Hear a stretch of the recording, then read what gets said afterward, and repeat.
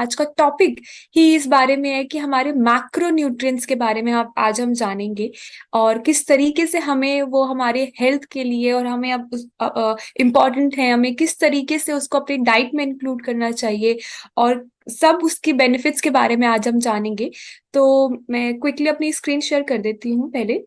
Macronutrients के बारे में आज हम जानेंगे और मैक्रोन्यूट्रिएंट्स का क्या रोल है हमारी हेल्दी लिविंग के लिए और किस तरीके से आप एक पिक्चर जो ये देख रहे हैं स्क्रीन पे, अगर मैं बात करूं कि मैक्रोन्यूट्रिएंट्स जो हैं वो हमारे बॉडी के लिए हमें एनर्जी प्रोवाइड करते हैं, हमें कैलोरीज प्रोवाइड करते हैं और साथ ही साथ जिस तरीके से नेचर पे ये एग्जिस्ट करते हैं, ये इन द फॉर्म ऑफ, जैसे कि हमारे पास तीन तरीके के मैक्रोन्यूट्रिएंट्स हैं: carbohydrates, protein and fats.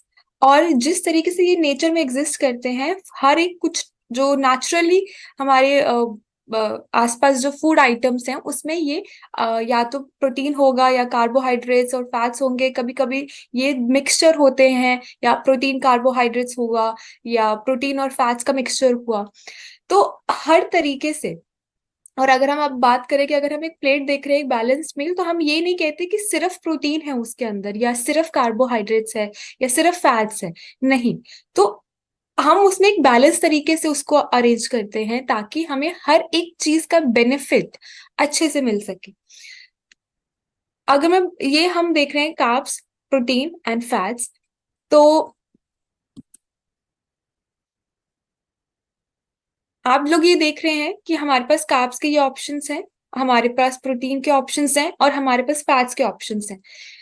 Nature में मैनमेड से मतलब जो हमारे ह्यूमन हम लोगों ने बनाए हैं खुद से, वो हैं शुगर एंड ऑयल्स। उसके अलावा जो नेचुरली एग्जिस्ट कर रहे हैं, जो नेचुरली हैं हमारे आसपास, हमारे पास सोर्स, तो उसमें हमारे पास कार्ब्स भी हैं, हमारे पास प्रोटीन भी है, हमारे पास फैट्स भी हैं। और ये जो आप देख रहे हैं जिसमें कार्ब्स और प्रोटीन दोनों है मिक्सचर, जैसे कि आपके हो गए नट्स, जो आपके ड्राई फ्रूट्स होते हैं, आपके जो दालें होती हैं, उसी तरीके से हम यहाँ पे देख रहे हैं प्रोटीन और फैट्स का ओवरलैप। ये दोनों चीजें इसमें मिक्स हैं। जैसे कि आपका अ, अंडा हो गया, दूध या दूध की बनी चीजें हो गई, उसमें प्रोटीन भी आपको मिलेगा और आपको फैट्स भी मिलेगा। कार्ब्स जो हैं वो क्या काम करते हैं हमारी बॉडी में? वो एक सेम काम करता है, वो एक हमारा फ्यूल है। तो जिस तरीके से हमें गाड़ी चलाने के लिए हम उसके अंदर पेट्रोल डालते हैं, वो उसका एक फ्यूल है ताकि उसको वो इंजन स्टार्ट होता है और गाड़ी रन करती है। सिमिलरली कार्ब्स भी जो है हमारी बॉडी में, वो एक फ्यूल की तरह काम करते हैं, हमें एनर्जी देते हैं। और बात आई अगली प्रोटीन। तो प्रोटीन का क्या रोल रहेगा? प्रोटीन को हम कहते हैं कि वो हमारे बिल्डिंग ब्लॉक्स हैं। किस तरीके से? कि आपके जो सेल्स हैं, आपके जो टिश्यूज हैं, उसको बनाने में, आपके मसल्स को बनाने में काम आते हैं।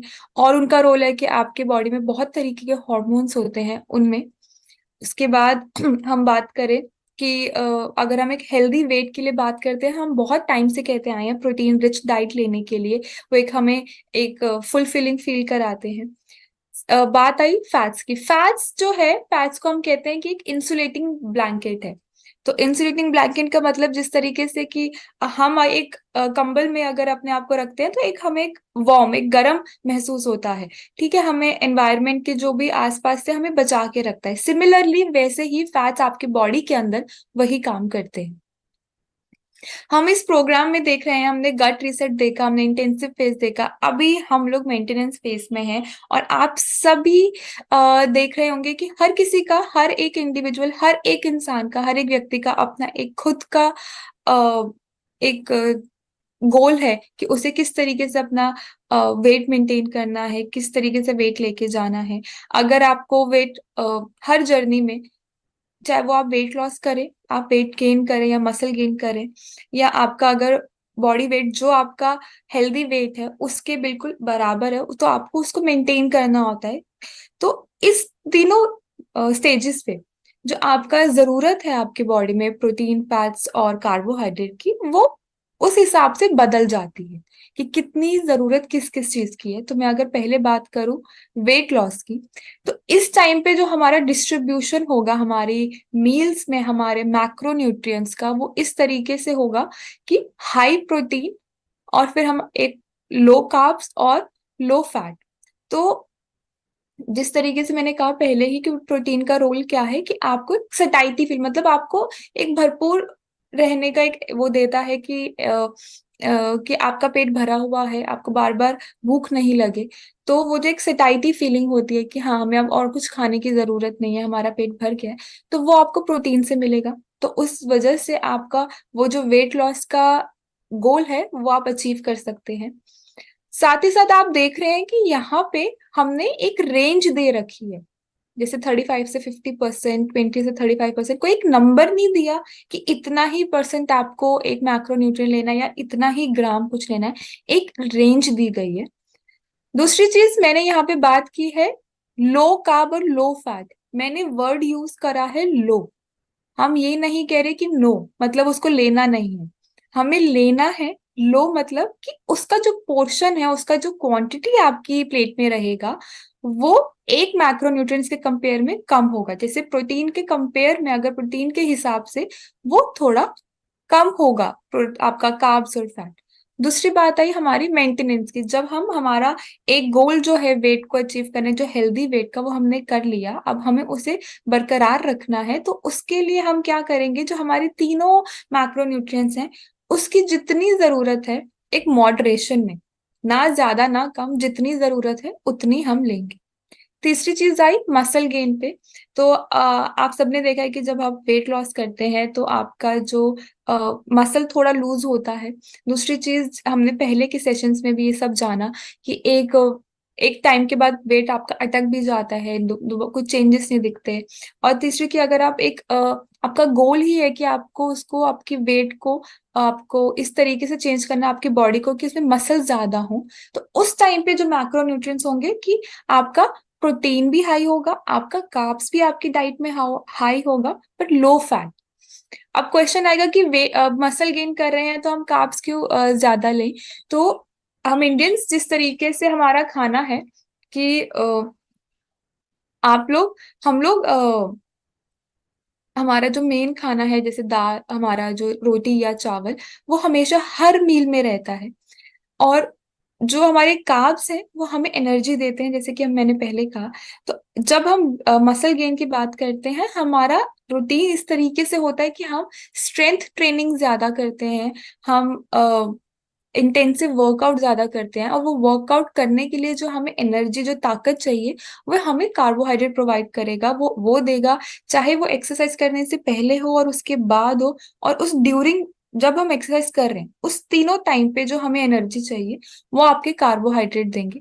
इसीलिए आपको प्रोटीन और कार्ब्स दोनों को हाई लेना होता है, और लो फैट।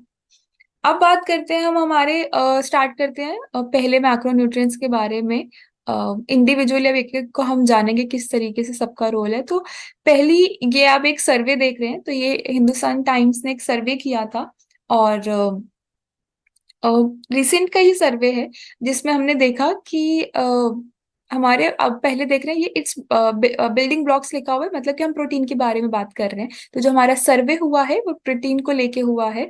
तो 1260 लोगों के ऊपर ही सर्वे किया गया, जिसमें से जो 59% लोग थे वो नॉन वेजिटेरियंस थे, और 41% जो लोग थे वो वेजिटेरियंस। तो आप ये देख रहे हैं कि यहाँ पे लिखा हुआ है कि 25% जो अवेयरनेस के नीचे, कि जो इंडिया में जितने हमने लिया उस सर्वे में लोग, तो हमें पता चला कि इंडिया में सिर्फ 25% लोग ऐसे हैं जिन्हें मालूम है कि उनकी प्रोटीन का क्या रोल है, कितनी जरूरत है। जो एक अवेयरनेस होती है प्रोटीन को लेके, जानना होता है कि प्रोटीन क्यों हमें चाहिए, वो सिर्फ 25% लोगों को है, जो कि बहुत कम है, बहुत ही ज्यादा कम है। क्योंकि अगर हमें मालूम नहीं होता, अवेयरनेस अवेयरनेस किसी चीज के बारे में जागरूकता नहीं होती, तो हम वो चीज कर नहीं पाते, वो चीज की तरफ हम ध्यान नहीं दे पाते। अब आप देखिए यहाँ लिखा है 99%, और ये प्रोटीन गैप लिखा है। प्रोटीन गैप का मतलब होता है कि जितना आप प्रोटीन ले रहे हैं और कितनी आपको जरूरत है, इनके बीच का जो गैप है, वो दिल्ली के लोगों में सबसे ज्यादा देखा गया कि ये गैप बहुत ज्यादा है। कि आप जो प्रोटीन ले रहे हैं वो या तो कम, बहुत ज्यादा कम है, गैप है इस तरीके से कि जितनी आपकी जरूरत है आप उससे बहुत कम ले रहे हैं। तो उसमें दिल्ली सबसे ज्यादा आगे है इस गैप के मामले में। 99% लोग ये चीज इस गैप में इस गैप को फॉल मतलब उस उसमें आ रहे हैं, उस गैप के जो हमारा परसेंटेज है। दूसरी तरफ जो मुंबई है वो 68% है, दिल्ली के कंपेयर में कम है, बट 68 भी हम कहें कि एक बहुत छोटा नंबर नहीं है, 68 भी काफी बड़ा नंबर है। और यहाँ आप देखें 2% जो अवेयरनेस में है, नॉर्थ ही है सबसे कम। तो इसलिए हम कह पा रहे हैं कि जो प्रोटीन गैप है वो इतना ज्यादा है। दूसरी बात कि जो सिर्फ 12% लोग ही हैं जो अपने जितनी उनकी जरूरत है प्रोटीन की उनकी बॉडी को, वो ले रहे हैं। तो 12% बहुत बहुत कम नंबर है, इस नंबर को बढ़ना चाहिए, क्योंकि अगर हम उतनी जरूरत जितनी बॉडी को उतना नहीं दे रहे, हम अपनी बॉडी को उस चीज की कमी करा रहे हैं। तो प्रोटीन की कमी हो रही है, और प्रोटीन की कमी से हम अभी देखेंगे कि क्या क्या दिक्कतें हमारी बॉडी को फेस करनी पड़ती हैं। तो इस हिसाब से 10 में से 9 लोग जो हैं वो प्रोटीन की कमी है उनके शरीर में। इसमें अगर हम बात करें सर्वे के अकॉर्डिंग कि 91% लोगों ने शो करा जो है वो वेजिटेरियंस हैं जिनमें प्रोटीन की कमी है। पर 85% वो भी लोग हैं जो नॉन वेजिटेरियन है। तो अगर हम ये कह दें कि आप वेजिटेरियन है इसलिए आपके अंदर प्रोटीन की कमी है, तो ऐसा नहीं है। नॉन वेजिटेरियन का नंबर भी काफी हाई है, वो 85% वो बहुत हाई नंबर है। तो ये बात आप क्या अपनी डाइट किस हिसाब से ले रहे हैं, या कि आपका डाइट का चॉइस क्या है, फूड का चॉइस क्या है, कि वेजिटेरियन है या नॉन वेजिटेरियन, उस पे इतना डिपेंड नहीं करता। पर हाँ, आप कितने अवेयर हैं कि आपकी बॉडी को कितना जरूरत है, और क्या आप उस जरूरत को पूरा कर रहे हैं उस प्रोटीन की, उस पे डिपेंड करता है। और ये भी देखा गया कि जो 30 से 40 साल के एज ग्रुप है, ठीक है, उनमें बेटर है प्रोटीन का इंटेक, पर वो नंबर इतना ज्यादा नहीं है कि वो इसको पूरा कर पाए, जो हमारी बात करें इस गैप को। जो आईडीए है हमारा, उनका उन्होंने एक रिकमेंडेड डाइटरी अलाउंस हमें बताया था कि रोज हमें कितना प्रोटीन अपनी बॉडी को देना चाहिए। तो आपका होता है 0.8 ग्राम्स ऑफ पर केजी बॉडी वेट की, हर 1 किलो आपका जो बॉडी वेट है उस पर 0.8 ग्राम आपको प्रोटीन लेना है। और अगर आपकी बॉडी प्रोटीन ठीक से नहीं ले रही जितनी जरूरत है, तो ये सब आपको तकलीफें मिलेंगी कि आप हमेशा थके रहेंगे, आपकी बॉडी एनर्जी नहीं होगी, आपकी बॉडी जो है वो लीन नहीं होगी। चाहे आपका वेट सही है जितनी आपकी बॉडी को चाहिए, पर आप लीन नहीं होंगे, मतलब टोन नहीं होगी, मसल्स नहीं है, मसल नहीं बन रही है आपकी बॉडी में।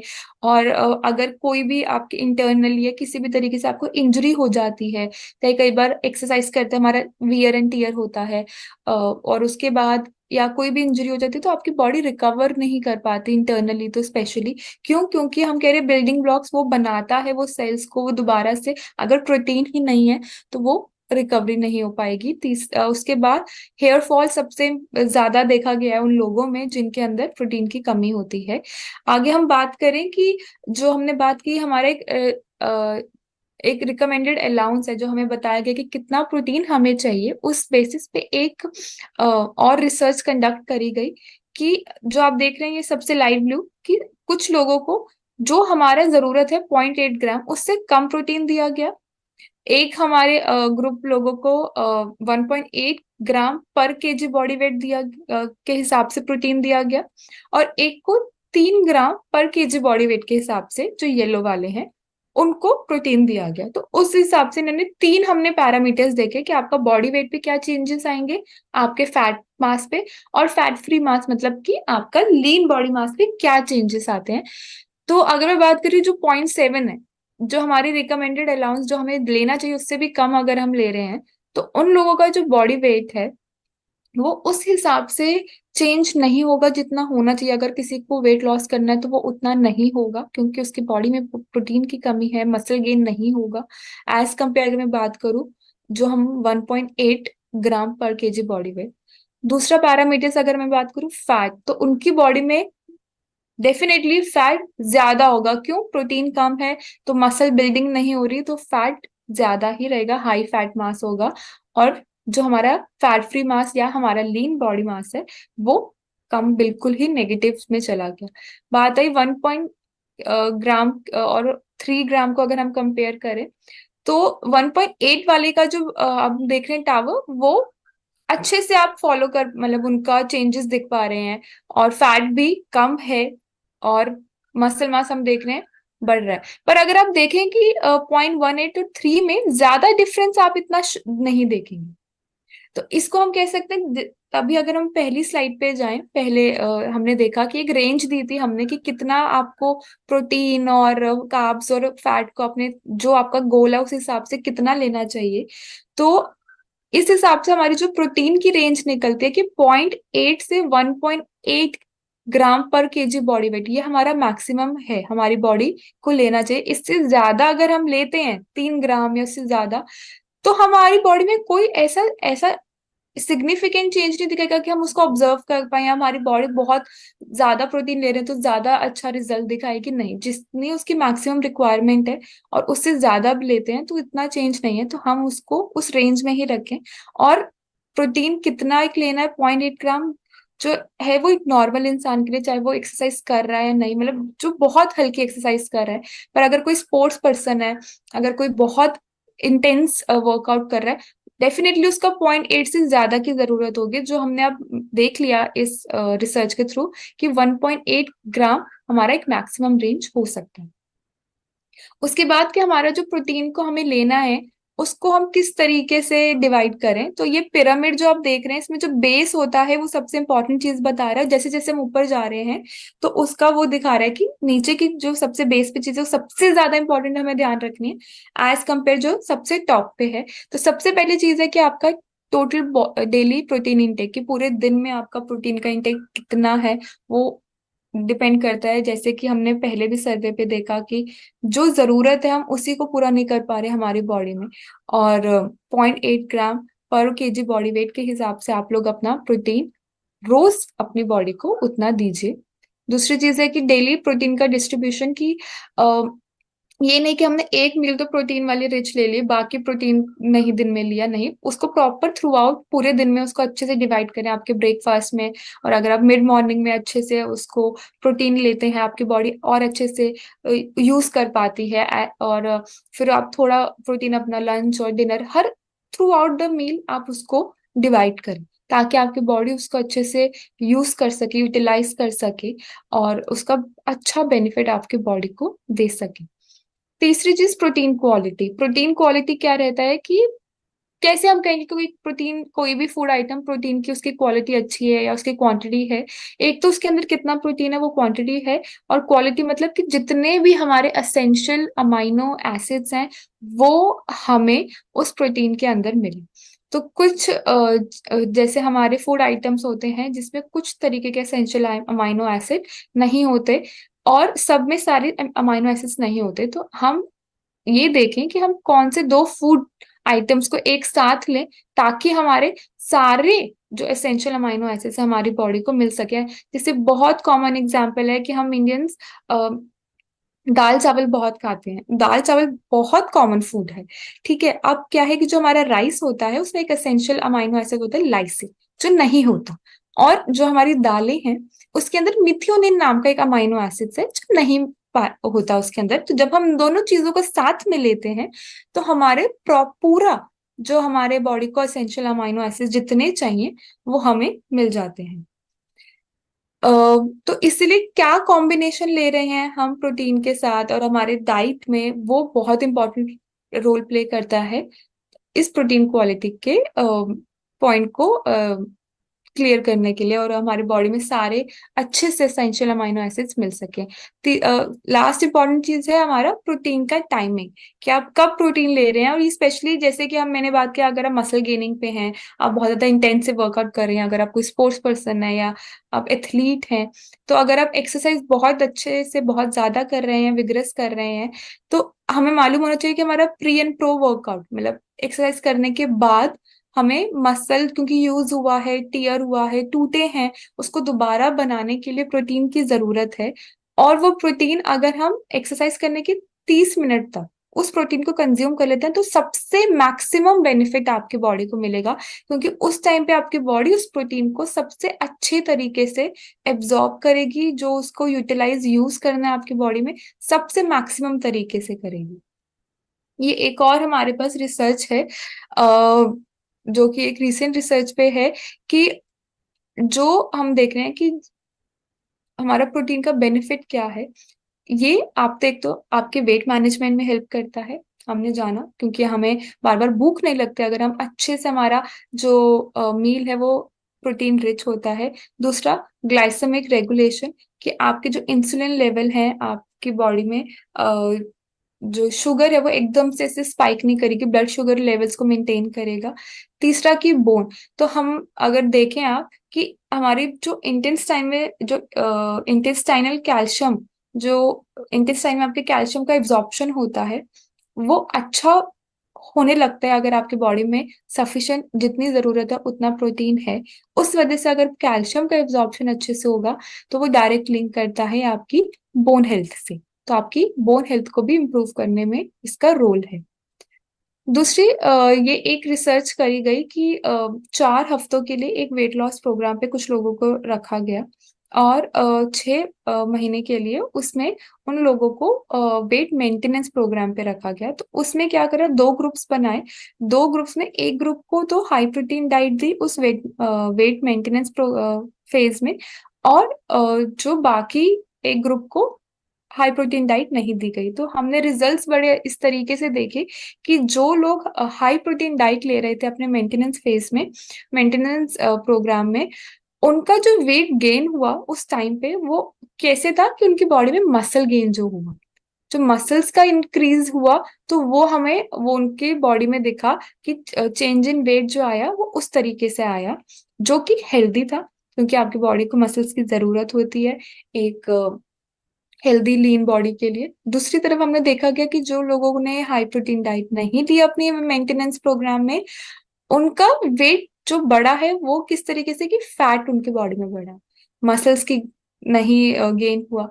तो ये रिजल्ट्स हमें बहुत इंपॉर्टेंट तरीके से बताते हैं कि अगर आप मेंटेनेंस फेज, जैसे कि अभी आप लोग एक मेंटेनेंस फेज में हैं, तो इस टाइम पे प्रोटीन का बहुत इंपॉर्टेंट रोल है, और इसीलिए जो प्रोडक्ट का रिकमेंडेशन है वो सेम चल रहा है आप लोगों के लिए। जो आप इंटेंसिव फेज में ले रहे थे वही मेंटेनेंस फेज में प्रोटीन को हम कह रहे हैं कि आप इंटेंसिव में भी ले रहे थे। उस टाइम पे हमारा पर्पस था कि वो आपको एक हेल्दी वेट का आप अचीव कर रहे थे, और मेंटेनेंस फेज में अगर आपने वो अचीव कर लिया अभी तक, तो उसको मेंटेन करने के लिए भी आपको आपकी हाई प्रोटीन डाइट लेना बहुत जरूरी है।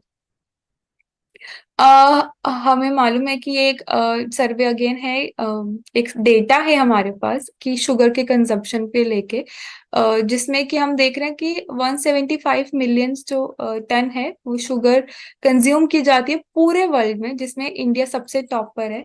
क्योंकि हम जानते हैं हमारे यहाँ बहुत फेस्टिवल्स होते हैं इंडिया में, बहुत फेस्टिवल सेलिब्रेशन, और हर चीज में, चाहे कोई पूजा हो या आपका कोई सेलिब्रेशन है घर में, या कोई भी छोटी सी खुशी की बात होती है, हम लोग हमेशा मीठा जरूर लेते हैं। मीठा खाया जाता है, कुछ ना कुछ स्वीट्स हम खाते हैं।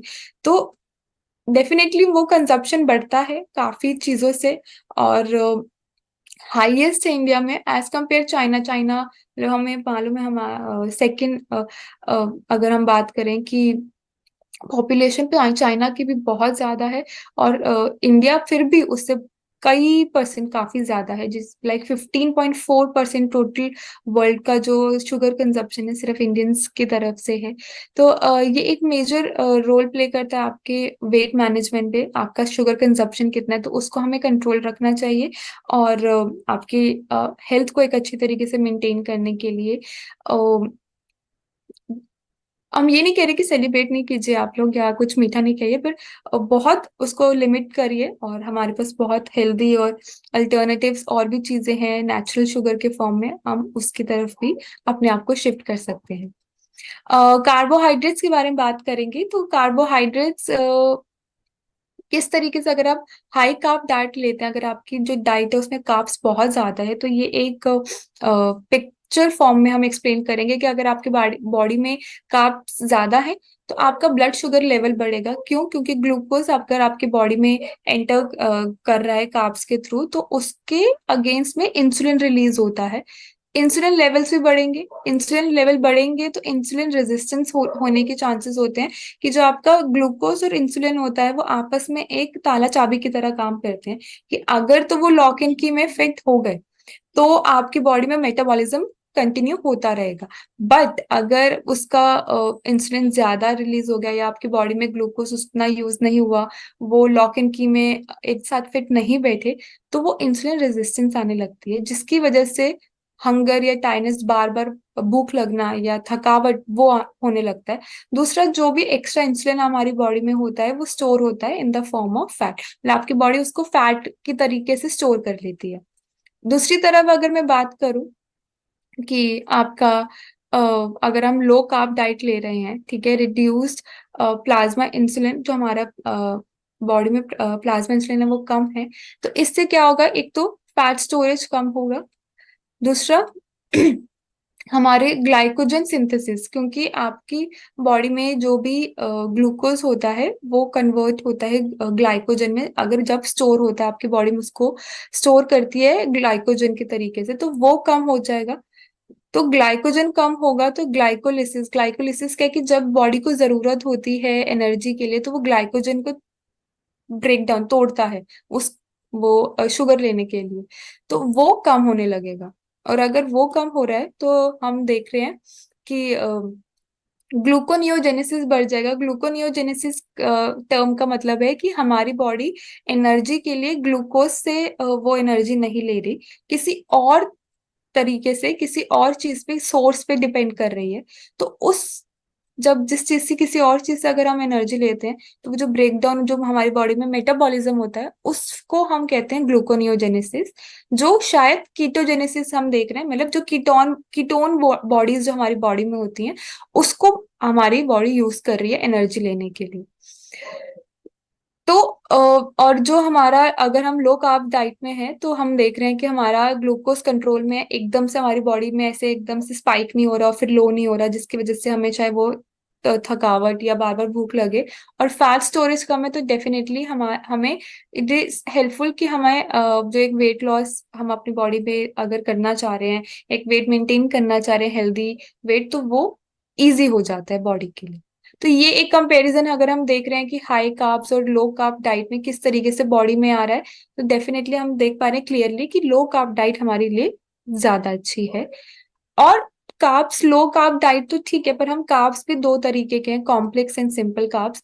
जो कॉम्प्लेक्स कार्ब, अगर मैं डिफरेंस हम करें, तो वो एक बहुत सब मॉलिक्यूल्स की चेन से बनता है। और जब आपकी बॉडी में आप कॉम्प्लेक्स कार्ब आप लेते हैं तो वो धीरे धीरे डाइजेस्ट होता है और स्लोली स्लोली आपके बॉडी में ग्लूकोज इंक्रीज करेगा। तो एकदम से स्पाइक नहीं हो जाता, एकदम से आपका ग्लूकोज लेवल हाई नहीं हो जाएगा। आप लंबे समय तक, क्योंकि उनके अंदर फाइबर भी होता है, तो आप लंबे समय तक भूखा फील नहीं करते, आपकी बॉडी का पेट भरा हुआ, आपको वो जो एक सेटाइटी फीलिंग वो रहता है। और दूसरा कि इनमें प्रोसेस फूड नहीं होते, फाइबर ज्यादा है, आपकी बॉडी में एनर्जी ज्यादा समय तक रहती है, क्योंकि धीरे धीरे धीरे आपकी बॉडी में रिलीज हो रहा है, तो एनर्जीज रहेंगी तो परफॉर्मेंस अच्छा रहेगा। और उनमें एज कंपेयर जो हमारा सिंपल कार्ब्स है उसमें एंटीऑक्सीडेंट विटामिन भी ज्यादा है। और ये हमारे कुछ एग्जाम्पल्स हैं कॉम्प्लेक्स के। दूसरी तरफ सिंपल जो है वो शॉर्ट चेन है शुगर मॉलिक्यूल्स की, तो एकदम से आपकी बॉडी में जाएंगे तो ग्लूकोज का एकदम से ऐसे ब्लास्ट हो जाता है, और एकदम से आपका ब्लड शुगर हाई और एकदम से लो, तो उस वजह से आपकी बॉडी थकने लग जाती है और एकदम से डाइजेस्ट और एकदम से वो ग्लूकोज को बढ़ा देते हैं। तो इसलिए हमें बार बार उस तरीके की फीलिंग होती है। प्रोसेस्ड होते हैं जो भी आपके डाइटरी फाइबर, कुछ भी फाइबर नहीं होता उसमें, कम होता है, बहुत कम होता है, बहुत ही ज्यादा कम। और इसलिए आपकी बॉडी एनर्जी लैक कर रही है तो परफॉर्मेंस लो हो जाएगी। नहीं होते उनमें उतने जितने की कॉम्प्लेक्स में होते हैं एंटीऑक्सीडेंट विटामिन। और आपके जो भी शुगर कैंस है, जो आपके पैकेट फूड हैं, जो प्रिजर्वेटिव्स वाले फूड हैं, वो सब इस सबके सिंपल कार्ब्स के एग्जाम्पल्स हैं। तो एक और रिसर्च है कि अगर हमने देखा कि हाई फाइबर रे अगर लोगों को दिया गया तो किस तरीके से कॉम्प्लेक्स कार्ब और सिंपल कार्ब्स में डिफरेंस दिखाया गया, कि एक 207 लोगों का पे रिसर्च की गई, जिसमें से जो एज ग्रुप था वो 30 से 70 साल के लोगों का था, जिनका बीएमआई 27 से 35 था, जो कि ओवरवेट में आते हैं। और दो ग्रुप्स बनाए गए, एक ग्रुप को वीट वाला ब्रेकफास्ट उनको दिया गया, वीट रिच, और दूसरे ग्रुप को हम उन्होंने रे, जो हमारा हाई फाइबर रे वाला मील्स उनको दिए गए। तो हमने एट द एंड उसके रिजल्ट्स इस तरीके से देखे कि जो जिनको हाई फाइबर रे के कैटेगरी में रखा गया था ग्रुप में, उनका वेट लॉस एज कंपेयर जो सिर्फ वीट ले रहे थे उनसे ज्यादा था, बिकॉज उसमें फाइबर है। और तो उस उनकी गट हेल्थ भी इंप्रूव हुई, जो गट के अंदर अच्छे माइक्रोब्स हैं, आपके बैक्टीरिया होते हैं, वो भी बढ़े, और जिसकी वजह से उनकी हेल्थ इंप्रूव हुई गट वाइज भी, और वेट लॉस में भी उनकी जो एज कंपेयर आपके जो वीट के थे उसमें ज्यादा हुआ। तो ये क्लियर हमारे पास एक एविडेंस है कि किस तरीके से आपकी बॉडी में अगर आप कॉम्प्लेक्स कार्ब्स लेते हैं तो वो अच्छा है। दूसरा, कॉम्प्लेक्स कार्ब्स लिए हाई फाइबर डाइट जो ग्रुप्स वाले थे, उनका वेट मैनेजमेंट इजी इसलिए भी हो पाया क्योंकि ब्लड शुगर लेवल भी बार बार अप एंड डाउन नहीं हो रहे थे, मेंटेन रहा। अगर हम फैट्स की बात करते हैं, हमेशा एक ट्रिगर होता है हमारे दिमाग में कि फैट तो हमेशा गलत ही होता है, तो ये बैड ही है हमारी बॉडी के लिए। तो ऐसा नहीं होता, हमारे बॉडी में गुड फैट्स की जरूरत होती है, हमें उसकी तरफ अपने बॉडी को जाना चाहिए, ना कि जो गलत फैट है, अनहेल्दी फैट है, उसको हम पिक करें। तो फैट्स का हमारी बॉडी में बहुत इंपॉर्टेंट रोल है, जो हमें एनर्जी एकदम से प्रोवाइड करता है, जो आपके सेल्स एंड टिश्यूज हैं उसके मेन कई बार कंपोनेंट होते हैं। बहुत से हमारे विटामिन है, vitamin A, D, E, N, K, जिसको आपकी बॉडी में एब्जॉर्ब करना है तो वो फैट में ही होते हैं, क्योंकि डिजोल्व, तो सॉल्युबल, तो इसीलिए वो फैट्स हमारी बॉडी में बहुत जरूरी हैं। और कुछ मॉलिक्यूल्स को कन्वर्ट करने के लिए, जैसे कि प्रोस्टाग्लैंडिन, तो उसमें भी फैट्स का बहुत इंपॉर्टेंट रोल होता है। और जैसे कि स्टार्टिंग में कहा था कि इंसुलेटिंग ब्लैंकेट है, कि आपकी बॉडी को एक वार्मथ, जो एक बाहर की एनवायरनमेंट के कंपैरिजन में जो एक गर्म रखना होता है, वो भी आपके फैट्स प्रोवाइड करते हैं। गुड फैट्स, बैड फैट है, तो ये हमारे पास कुछ एग्जांपल्स हमारे गुड फैट्स बैड फैट के। और टाइप्स ऑफ फैट्स हमने जाना था पहले भी के सेशंस में भी। अनसैचुरेटेड, सैचुरेटेड फैट्स होते हैं। सैचुरेटेड फैट्स वो होते हैं जैसे जो अगर आप रूम टेम्परेचर पे उन्हें रखें तो वो सॉलिड हो जाते हैं, अनसैचुरेटेड आपके लिक्विड रहते हैं।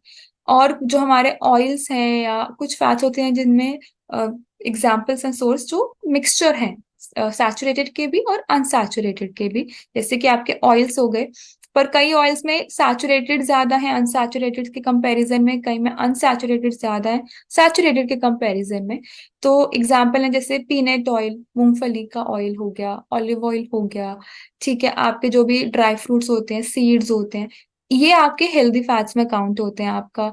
ठीक है, तो हम ये क्या, फैटी फिश हो गई, तो इस तरफ आपको ज्यादा अपना फैट कंजप्शन लेना चाहिए। पर एक क्वेश्चन आता है कि फैट कितना लेना चाहिए। अगर मैं एक जल्दी से आपको एक एग्जांपल दूं कि अ, जब एक टाइम था जब लोग हंट करके, शिकार करके अपना खाना लेते थे, उस टाइम पर आपकी बॉडी ज्यादा कंज्यूम कर लेती थी उस टाइम पे लोग फैट, ताकि एक या दो दिन अगर कभी लंबे समय तक उनकी बॉडी को उतना खाना नहीं मिल पा रहा तो वो जो स्टोर करा हुआ खाना है फैट है, उससे वो एनर्जी ले सके। पर आज हमारे पास वो सारे रिसोर्सेज हैं कि हम अपनी बॉडी को रोज उतना फैट दे सकते हैं। तो उसके कंपैरिजन में हमें मिनिमम जितनी हमारी बॉडी को जरूरत है उतना फैट देने की जरूरत है। कोशिश करें कि आपकी बॉडी ज्यादा फैट स्टोर ना करे, और आपकी बॉडी किस हिसाब से आपका लाइफस्टाइल है, आप कितना एक्सरसाइज कर रहे हैं, कितनी जरूरत है, उसमें उतना जो रिक्वायरमेंट है उसको पूरा करें।